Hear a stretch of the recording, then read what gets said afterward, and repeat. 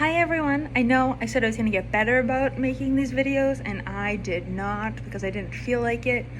And it wasn't that I didn't really, it's not that I didn't want to do it. I just was busy doing other things, so I didn't feel like doing it because I had other stuff going on. I'm feeling great. I'm 132 days old officially. As far as we know, the cancer is still gone, which is great. I'm off all the steroids, so my inflammation hasn't come back in the same way. I don't have graft-versus-host in my upper GI, which is amazing. I'm still able to eat and drink and do everything, basically. And when I say do everything within my own home. So I'm living at my house. My mom comes to visit a few times a week, or if somebody else come visit a few times a week, but I'm on my own. I'm able to cook, clean, drive. I'm fairly independent right now, like more than fairly independent. I have to remind myself that I still am only 132 days old quite often because I feel good. But I figured I should make a little video to show you guys what regrowth looks like.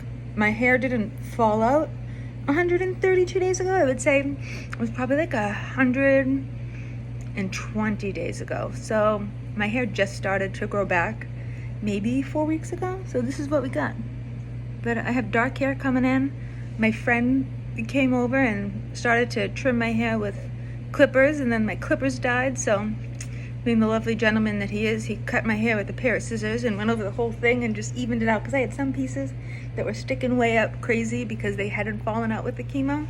So now I am all even, and I could feel it coming in. It feels good, and I can't stop rubbing my head. So that's that. I do have eyelashes, you can see them. I have a little bit of something in my eyebrows, but I have hair. It's coming back in, but this is what regrowth looks like about 4 months into any recovery process, I'd say, because people wanna know what it looks like. So 132 days old. Oh, pretty soon I'll be a what do you call those things? A toddler, and maybe I'll be able to do more stuff. It's been hard lately not being able to do everything that I want to do, because what I want to do versus what I should do are two completely different things. I want to go everywhere, do everything, see everyone, hug everyone. It's just not safe for me to do that. And the reason that it's not safe is because my blood is not strong enough to build antibodies to fight some of these things off that I could contract out there in the world. Not just COVID, it's other things in general. So remember, I'm still a little baby. I will be a grown-up someday again soon, but overall I'm feeling really good. I've learned that I can't do things, like I can't have 2 busy days in a row, because that third day I need to sit at home and do nothing, and I become really, really tired. So now I'm trying to see, like, what is my limit? Not pushing the limit, but how much can I actually do? What is too long of a day versus like what's like just enough? Like, when do I need to know that it's time to say, okay, I can't do this anymore? I'm just trying to figure it out, because it's hard, but every day is different. So when I'm tired, I rest, and when I feel good, I try to do things. So that's that. But skin looks pretty good. I'll take it for everything I've been through. My hair's back, or coming back. It'll be interesting to see if it grows in curly again. I hope it does, because I had a nice wave to it. Sorry I haven't posted. I am sorry, because I know a lot of people have reached out. They're like, hey, you haven't made a video in a while, but I don't want to bother you and ask you how you are. I'm good. There are always other people for you to ask who I am if you are somebody that's in my life, or you could message me and see how I am. Sometimes I don't feel like talking because a lot of people ask the same questions, and sometimes I just don't want to answer those questions all the time. But I'm good. Things are good. We just hope that they continue to go that way. No complications from the stem cell transplant, which is great. I'm still on a bunch of meds. It's fine. I don't know about my fungal infection that was in my chest. It was in my lungs, my brain, and in my blood. I know it's gone from my blood, but we haven't scanned my brain and my lungs in a few months to see if more of it has gone away.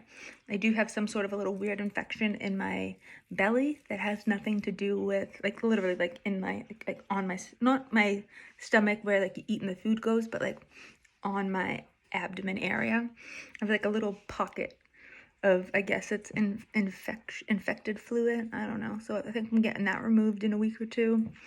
We'll see. But it's nothing to do with the lymphoma. But the thought did run through my head like, oh my gosh, there's a ball in my abdomen. Lymph nodes show up as inflamed balls, and they could be anywhere. It could be across my hips. It could be in my armpit. It could be in my neck. But I have no other symptoms. I have no other things going on anyplace. So I'm not worried about it. My doctor's not worried about it. And the surgeon that I met with today is not worried about it. So things are good. Mental health-wise, I talked to my social worker. She's such a great resource. I have I don't know if she's a psychiatrist, psychologist. I really still don't know the difference. One can prescribe meds and the other one can't, but I talk to her once every other week. And it's good just because I don't know if I need something, or we just talk and she offers a little bit of something else to me. So that's been nice. I just got off a 2-hour-long phone call, a Zoom call, with about 10 other people in the Boston area that all go to Dana-Farber for treatment. It's interesting just to hear from other young people and hear where they are, see where they are. It makes me thankful for what I have in a way and what I've gone through, because somebody out there in the world has something worse than I have, you know? So a lot of people sit there and say, poor me, poor me. Well, somebody else is going through some shit that you don't even scratch the surface with, you know? So I know that like everybody has their moments, but we also need to realize that everybody has their moments. Everybody in this world is going through something that we know nothing about.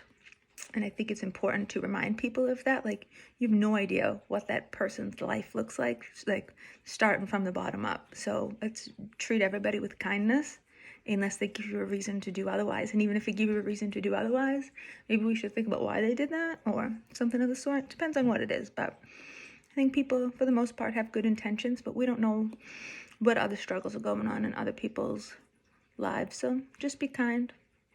And happy Mother's Day to the mothers of the world out there. I hope you guys get something good. When I say something good, I'm like a dinner, a plant, something nice. But I really don't have that much for you, which is probably why I haven't been making a lot of videos, because nothing has really changed. I decided it was important today. I have hair. I don't have mascara on. I just wanted you guys to see where I'm at with all of this lovely stuff. So here I am.